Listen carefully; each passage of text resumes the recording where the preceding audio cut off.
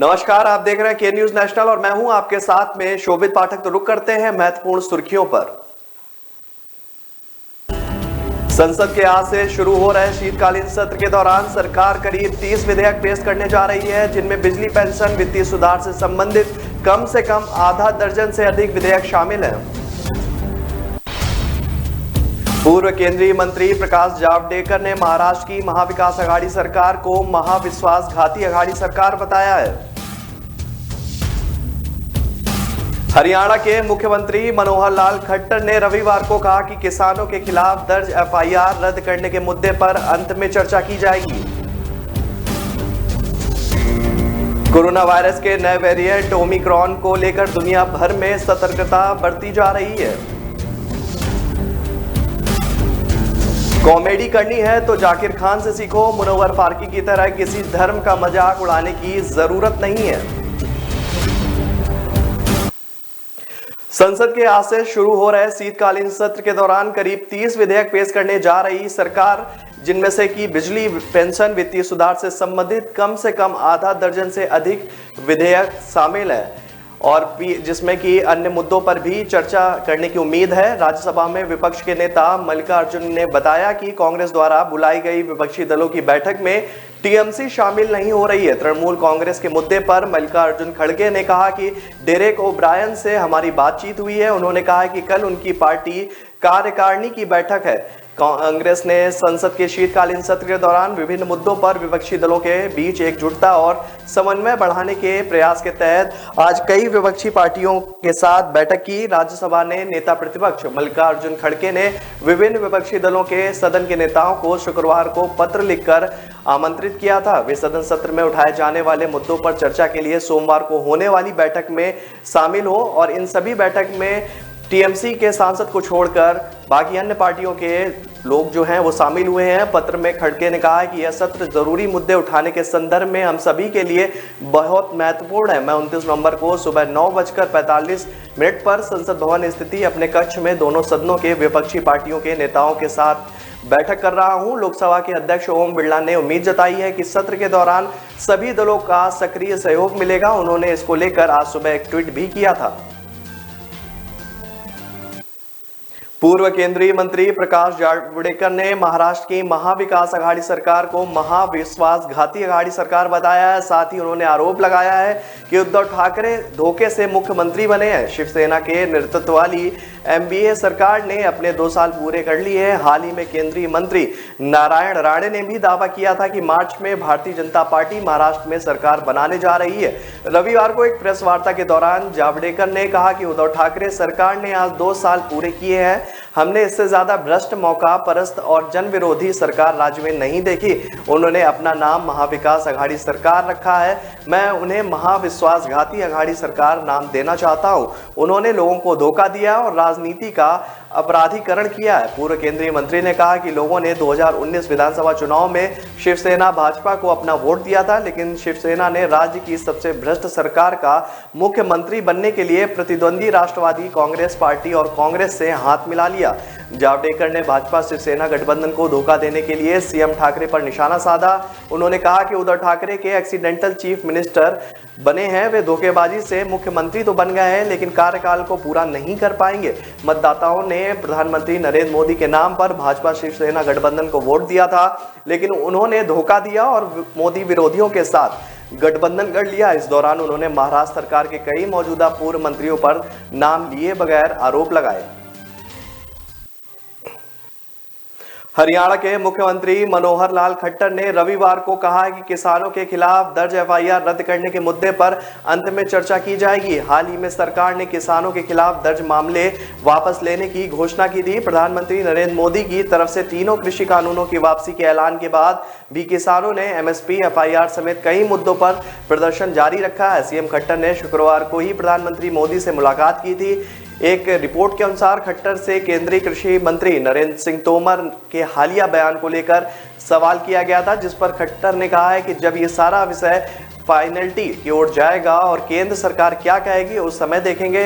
तोमर ने कहा है कि जहां तक विरोध के दौरान दर्ज मामलों का सवाल है, ये राज्य सरकारों के अधिकार क्षेत्र में आता है और वे मामलों की गंभीरता के आधार पर फैसला लेंगे। मुआवजे का मुद्दा भी राज्य सरकारों के तहत आता है। शुक्रवार को पीएम से मुलाकात के बाद खट्टर ने कहा था कि पीएम किसानों के बारे में चिंतित हैं और चाहते हैं कि वे अपने घर वापस सकुशल लौटे। उन्होंने यह साफ किया कि न्यूनतम समर्थन बिल पर कोई भी चर्चा नहीं हुई। खट्टर ने कहा कि एक कमेटी बनाई जाएगी जिसमें वैज्ञानिक, अर्थशास्त्री, आंदोलनकारी किसान, केंद्र सरकार के अधिकारी और राज्यों के जनप्रतिनिधि शामिल होंगे, जो इस मुद्दे पर विचार करेंगे और अपने सुझाव रखेंगे।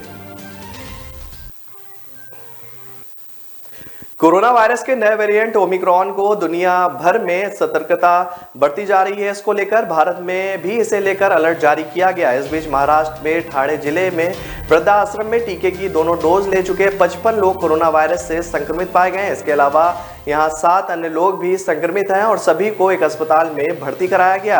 अधिकारियों ने रविवार को यह जानकारी दी। 7 अन्य लोगों में 5 वृद्धाश्रम के कर्मचारी हैं और 2 उनके परिवार के सदस्य हैं, जिनमें से एक 1.5 साल की बच्ची है। इसके बाद जिला प्रशासन ने भिवंडी तहसील के सोरगांव ग्राम को कंटेनमेंट जोन घोषित कर दिया। यह वृद्धाश्रम यहीं स्थित है। जिला स्वास्थ्य अधिकारी डॉक्टर मनीष रेंगे ने बताया कि भिवंडी तालुका के खड़ावली में स्थित मातोश्री वृद्धाश्रम में रहने वाले लोगों की तबीयत खराब होने की सूचना मिलने के बाद 109 लोगों की चिकित्सकों की टीम ने जांच की थी। उन्होंने बताया कि उनमें से 61 लोग जांच में संक्रमित पाए गए हैं। उन्होंने आगे कहा कि एक बुजुर्ग के संक्रमित होने की शुक्रवार को पुष्टि हुई। सभी को ठाणे सिविल अस्पताल में भर्ती कराया गया है। कॉमेडी करनी है तो जाकिर खान से सीखो। मुनव्वर फारूकी की तरह किसी धर्म का मजाक उड़ाने की जरूरत नहीं है। ट्विटर पर इसी अंदाज में स्टैंड अप कॉमेडी को लेकर उठे ताजा विवाद पर टिप्पणियां हो रही हैं। दरअसल मुनव्वर फारूकी ने रविवार को एक इशारा किया था कि वे कॉमेडी छोड़ रहे हैं। उन्होंने एक सोशल मीडिया पोस्ट में कहा कि नफरत जीत गई, आर्टिस्ट हार गया। इसके बाद कई लोगों ने फारूकी के समर्थन में पोस्ट किए।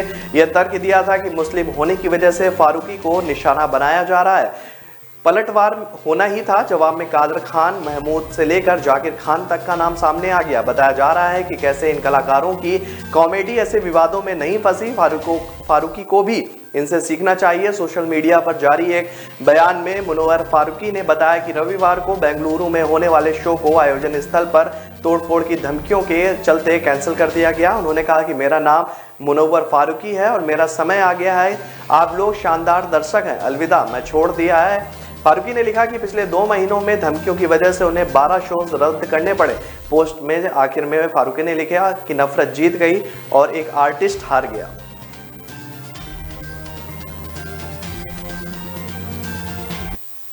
तो रुक रहे हैं एक छोटे से ब्रेक के लिए। ब्रेक के बाद जल्द हाजिर होंगे।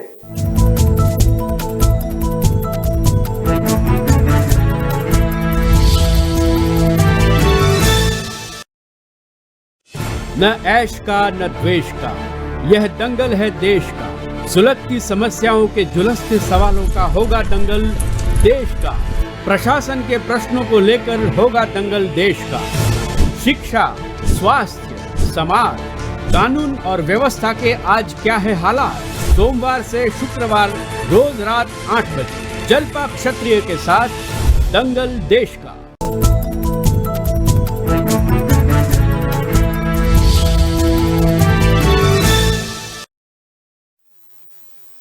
ब्रेक के बाद फिर स्वागत है आपका। रुक करते हैं आगे की खबरों पर। यूपी टेट पेपर लीक मामले में सीएम योगी ने आरोपियों के खिलाफ बड़ी कार्रवाई की बात कही है। अब सॉल्वर गैंग के सदस्यों पर गैंगस्टर के साथ ही एनएसए यानी नेशनल सिक्योरिटी एक्ट भी लगेगा। उनकी प्रॉपर्टी भी जब्त होगी। एसटीएफ अभी तक सॉल्वर गैंग के 29 लोगों को गिरफ्तार कर चुकी है, साथ ही ब्यौरा जुटाना शुरू कर दिया है। ADG law and order Prashant Kumar ने इसकी जानकारी दी। मुख्यमंत्री योगी आदित्यनाथ ने कहा है कि टीटी का पर्चा लीक कराने वालों के घर पर बुलडोजर चलेगा। दरअसल यूपी में सॉल्वर गैंग और नकल माफियाओं के लिए कोई अलग से कानून नहीं होने से वे आराम से बच जाते थे, लेकिन इस बार यूपी सरकार पहली बार सॉल्वर गैंग के खिलाफ सख्त कार्रवाई के मूड में है। सिर्फ इतना ही नहीं, सूत्रों ने बताया कि जल्दी इसको लेकर कोई नया कानून भी आ सकता है, ताकि कोई बेरोजगारों व परीक्षार्थियों के भविष्य से खिलवाड़ ना करे, आसानी से बच भी ना पाए। देश के 2 से 3 राज्यों में इस पर सख्त कार्रवाई के लिए अलग से कानून बनाया गया है। इनमें हरियाणा भी शामिल है। एसीएस बेसिक शिक्षा दीपक कुमार ने बताया कि टेट परीक्षा का पेपर लीक होने के बाद शासन ने परीक्षा निरस्त कर दी है। कोरोना के नए वेरिएंट ओमिक्रॉन को लेकर देश दुनिया में अफरा तफरी मची हुई है। लखनऊ के चिकित्सा संस्थान SGPGI के डायरेक्टर प्रोफेसर RK धाम ने विस्तार से बातचीत के दौरान बताया। उन्होंने कहा कि इस वेरिएंट की वजह से तीसरी लहर आएगी।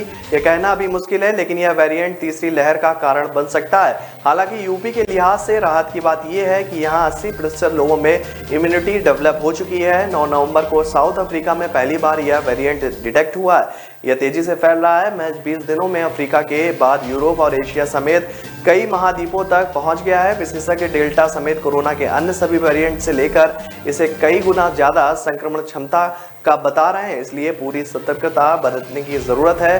तत्काल कड़े कदम उठाए जा रहे हैं। केंद्र सरकार ने गाइडलाइंस जारी कर दी है। इनकी अनदेखी भारी पड़ सकती है। इस बात के अभी भी कोई पुख्ता प्रमाण नहीं है कि यह वेरिएंट तीसरी लहर आएगा, लेकिन निश्चित तौर पर यह वेरिएंट तीसरी लहर का कारण हो सकता है। इसलिए हमें लापरवाही नहीं बरतनी चाहिए।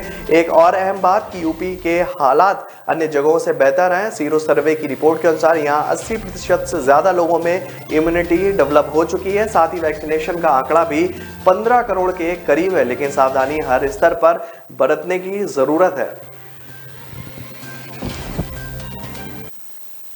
मुख्यमंत्री अशोक गहलोत ने 6 सलाहकारों की नियुक्ति पर हुए विवाद के बीच अब सरकार ने इन्हें लाभ के पद के दायरे से बाहर निकालने की तरकीब सोच ली है। अब तक बने सीएम के 6 सलाहकारों और आगे बनने वाले संसदीय सचिवों को अब ना मंत्री का दर्जा मिलेगा, ना वेतन भत्ते और ना दूसरी सुविधाएं मिलेंगी। आगे बोर्ड निगमों में विधायकों को राजनीतिक नियुक्तियां देने पर भी यही पैटर्न अपनाया जाएगा।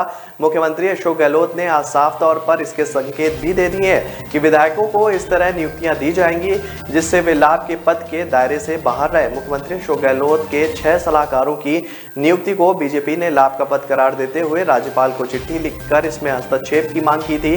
राज्यपाल ने इस पर सरकार से जवाब मांगा था। सरकार की तरफ से भी जवाब भेजा गया। इस वजह से संसदीय सचिवों की नियुक्ति फिलहाल रुकी हुई है। मुख्यमंत्री अशोक गहलोत ने कहा कि सबको पता है कि सुप्रीम कोर्ट के आदेश के बाद कोई राज्य सरकार विधायकों को मंत्री का दर्जा नहीं दे सकती, वेतन और भत्ते नहीं मिल सकते। इन्हें आप घटा तो दें और आप सलाहकार बनाओ, संसदीय सचिव बनाओ, कौन आपको रोकेगा। हमने ऐसा कोई आदेश थोड़ा ना निकाला है। आदेश निकालेंगे तो ऐसा निकालेंगे जिसमें किसी को तकलीफ ना हो।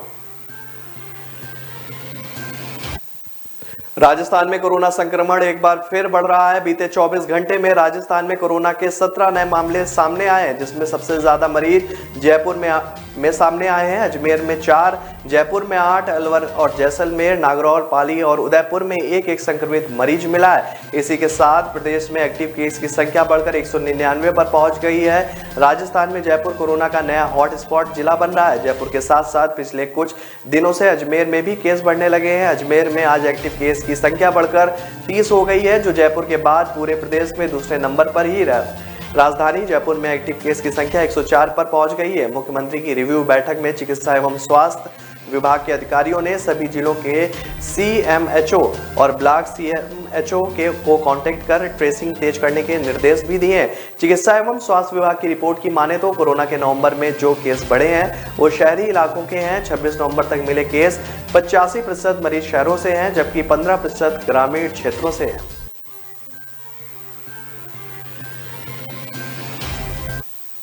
राज्य के नए ऊर्जा मंत्री भंवर सिंह भाटी ने दावा किया है कि सीकर व चूरू सहित राज्य के कई जिलों में किसानों के बिजली बिल शून्य हो गए हैं। किसान मित्र योजना के तहत जिन किसानों के कनेक्शन 10 HP के हैं, उन किसानों को अब बिजली का बिल जमा नहीं करना पड़ रहा है। बीकानेर में पत्रकारों से बातचीत के दौरान भाटी ने कहा कि राज्य 15 जिलों में किसानों को दिन में बिजली मिल रही है और शेष जिलों में जल्दी ही दिन में ट्यूबवेल चलाने का अवसर भी मिल जाएगा। एक सवाल के जवाब में भाटी ने कहा कि सीकर व चूरू सहित कई जिलों के किसानों ने उनको शून्य बिल के लिए धन्यवाद दिया है।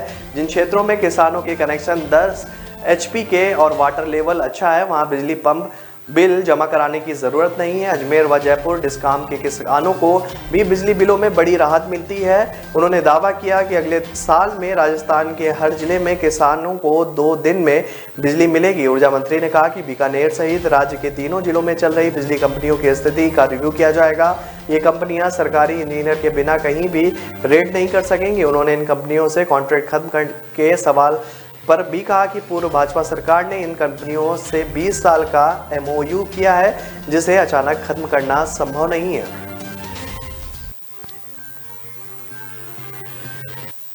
तो रुक रहे हैं छोटे से ब्रेक के लिए। ब्रेक के बाद जल्द हाजिर होंगे।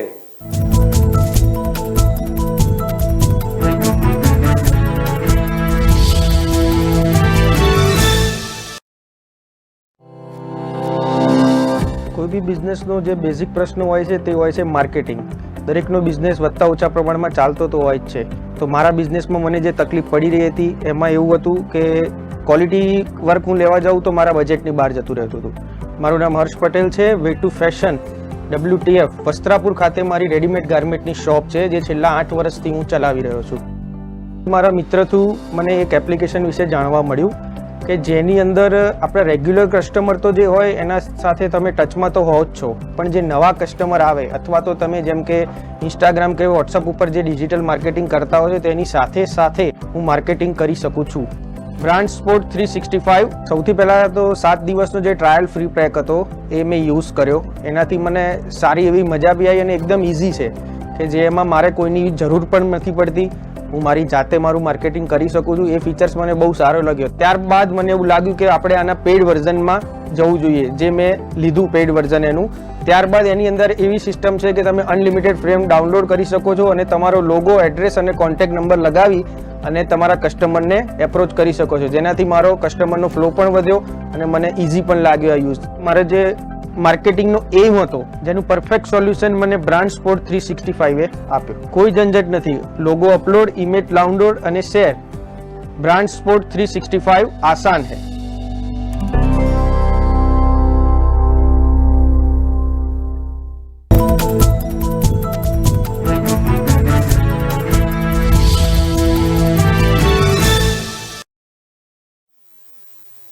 ब्रेक के बाद फिर स्वागत है आपका। रुक करते हैं आगे की खबरों पर। बिहार में शराबबंदी पर बयानबाजी जारी है। इस कड़ी में रविवार को आरजेडी में एक विधायक ने मुख्यमंत्री पर आपत्तिजनक टिप्पणी कर दी।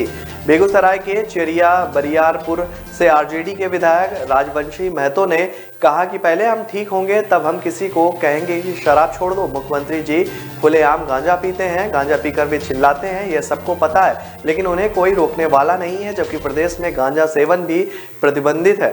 विधायक के इस गंभीर आरोप के बाद बिहार की राजनीति में बवाल हो गया है। जेडीयू प्रवक्ता नीरज कुमार ने इस पर पलटवार किया है। उन्होंने कहा कि आरजेडी के विधायक चरवाहा विद्यालय से राजनीति ज्ञान प्राप्त कर रहे हैं। संगति से गुण होता है, संगति से गुण जात है। इस पर भी उन्होंने ये चीज कही, अपराधी और लंपट राजनीतिक जमात में जो रहेगा उसकी भाषाई विकृति स्वाभाविक है। साथ ही नीरज कुमार ने पूछा कि लज्जा नहीं आती आपको इस तरह की बयानबाजी के दौरान। पूर्व मंत्री नीरज कुमार ने कहा कि नीतीश कुमार को देश और दुनिया में बगैर किसी राजनीति विरासत के 22 से ज्यादा अंतर्राष्ट्रीय और राष्ट्रीय पुरस्कार मिले हैं। लालू प्रसाद को कैदी नंबर 33,051 का पुरस्कार मिला है, इसलिए लोग ज्ञान का आतंक फैलाए हुए हैं। कोरोना के नए वेरिएंट ओमिक्रॉन को लेकर उपजी चिंताओं के बीच मुख्यमंत्री भूपेश बघेल ने विदेशों से आवाजाही को नियंत्रित करने की मांग उठाई है। मुख्यमंत्री भूपेश बघेल ने कहा है कि जिन देशों में कोरोना का नया वेरिएंट मिला है वहां से आवाजाही पर रोक लगाई जानी चाहिए। उन्होंने कहा कि केंद्र सरकार को संक्रमण की शुरुआत और दूसरी लहरों के दौरान हुई गलतियों से सबक लेने की सलाह दी। मुख्यमंत्री भूपेश बघेल ने रायपुर में पत्रकारों से चर्चा के दौरान कहा कि पहली लहर के समय ही आवाजाही रोक दी होती तो हमें इतना नुकसान नहीं होता। तब तो नमस्ते ट्रंप करा रहे थे, नमस्ते ट्रंप, और मध्य प्रदेश में सरकार गिराने के चक्कर में उन्होंने देरी की, जिसका नुकसान पूरे देश को भुगतना पड़ा। मुख्यमंत्री ने कहा है कि तीसरे वेरिएंट के लिए पहली और दूसरी गलती सबक ले लेना चाहिए। मुख्यमंत्री ने आगे कहा कि जहां भी जिस देश में नया वेरिएंट मिल रहा है वहां से आवाजाही रोकी जाए, अंतर्राष्ट्रीय आवागमन को नियंत्रित किया जाए और वहां से लौटे लोगों की चेकअप भी और जांच भी कराई जाए। कोरोना संक्रमण की शुरुआत में नमस्ते ट्रंप जैसे आयोजनों पर कांग्रेस पार्टी शुरू से ही हमला बन रही है। मुख्यमंत्री भूपेश बघेल ऐसा कई बार कह चुके हैं।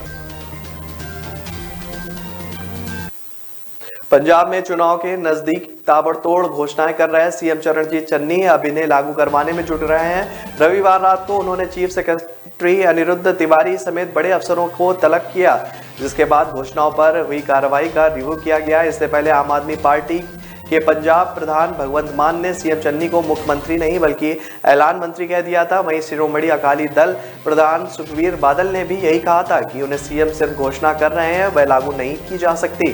चरणजीत चन्नी ने सीएम बनते ही पहले 2 किलोवाट तक के बिजली बिल बकाया माफ कर दिए हैं, फिर बिजली 3 रुपए सस्ती करने की घोषणा कर दी। इसके बाद रेत 5.5 रुपए क्यूबिक फुट करने का ऐलान भी किया गया है। इसके अलावा भी पंजाब में जगह जगह करोड़ों के विकास कार्यों की घोषणा की गई। हालांकि विपक्षी दलों ने घेर लिया और इनका नोटिफिकेशन नहीं हो रहा है। बिजली सस्ती करने का नोटिफिकेशन के बाद भी जारी हुआ, सस्ती रेत के नोटिफिकेशन को लेकर भी सीएम चन्नी घिरे रहे।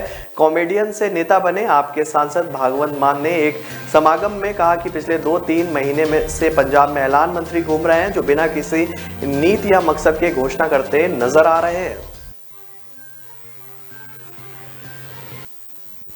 3 कृषि कानूनों समेत अन्य मांगों को लेकर 1 साल से दिल्ली के बॉर्डरों पर चल रहे किसान आंदोलन में संगठन अब जगह जगह राह पर जा सकते हैं। पंजाब के ज्यादातर किसान संगठन अब इस आंदोलन को ज्यादा आगे खींचने के मूड में नहीं दिख रहे हैं। पंजाब की 32 जत्थेबंदियों ने आज 11 बजे सिंघू बॉर्डर पर अहम बैठक बुलाई है। इसमें वे आंदोलन को लेकर बड़ा फैसला ले सकते हैं। हालांकि उत्तर प्रदेश के किसान संगठन अभी आंदोलन चलाने के मूड में है। प्रधानमंत्री नरेंद्र मोदी ने 3 कृषि कानून वापस लेने की घोषणा के बाद अब क्या किया जाए, इस पर विचार विमर्श करने के लिए संयुक्त किसान मोर्चा की बैठक 27 नवंबर को सिंघू बॉर्डर पर हुई थी। इस बैठक में भी यही बात प्रमुख रूप से उठी थी कि यह इस आंदोलन की बड़ी जीत है, इसे जीत के रूप में स्वीकार करना चाहिए। जीत का जश्न मनाकर किसानों को अपने घर लौटना चाहिए। पंजाब राजस्थान के संगठनों ने इसका समर्थन किया था, लेकिन उत्तर प्रदेश के कुछ संगठन इस बात से अलग दिखे। उनका कहना था कि अभी कई और मांगे एमएसपी जैसी मांगे भी हैं जिसमें कई बातें भी रखनी पड़ेंगी। बाकी है कि उन्हें पूरा होने तक या पार्टी तक यूपी के विधानसभा चुनाव तक इस आंदोलन को चलाना चाहिए। हालांकि हरियाणा की जत्थेबंदियों ने कहा कि यदि सिर्फ एमएसपी पर गारंटी कानून भी बन जाता है तो वे वापस चले जाएंगे। मुख्यमंत्री अशोक गहलोत ने दावा किया है कि वो किसी को भी सलाहकार बना सकते हैं। इसके लिए ना उन्हें किसी से पूछने की जरूरत है, ना ही इस बारे में उनसे कोई पूछ सकता है। गहलोत ने संसदीय सचिव भी पहले से बनते आए हैं, लेकिन सुप्रीम कोर्ट के आदेश के बाद उन्हें राज्य मंत्री का स्टेटस नहीं मिलता। गहलोत ने कहा कि हमने मंत्री का दर्जा देने का आदेश ही नहीं निकाला है। खबर तो तब बनती है जब हम उन्हें मंत्री का दर्जा दे दें। पीसीसी में एक मीडिया से सवालों की बातचीत देते हुए गहलोत ने कहा कि मैंने अपने सलाहकार बनाए हैं, मैं मीडिया के लोगों को भी सलाहकार बना सकता हूं, मुख्यमंत्री किसी को भी सलाहकार बना सकता है। मुख्यमंत्री ने कहा कि जिन 6 विधायकों को सलाहकार बनाया गया है उनमें मैं अगर 5 मीडिया वाले और जोड़ लूं तो कौन मुझसे कुछ पूछ सकता है। मैं सलाह ही तो ले रहा हूं और क्या कर रहा हूं। उन्होंने कहा कि हम लोग सरकार चला रहे हैं, हमें जानकारी होगी कि सुप्रीम कोर्ट ने क्या रखा है, राज्यों में क्या फैसले हुए और क्या होना चाहिए। मैं चाहूं तो एमएलए और एमपी पत्रकारों, इंटेलेक्चुअल और साहित्यकारों को सलाहकार बना दूं। मुझे कौन पूछ सकता है, यह समझ के परे है कि बिना मतलब के इशू बनाया जा रहा है कि सलाहकार कैसे बना दिए गए। तो फिलहाल इस बुलेटिन में मेरे साथ इतना ही। आगे की खबरों के लिए बने रहिए के न्यूज़ नेशनल के साथ। नमस्कार।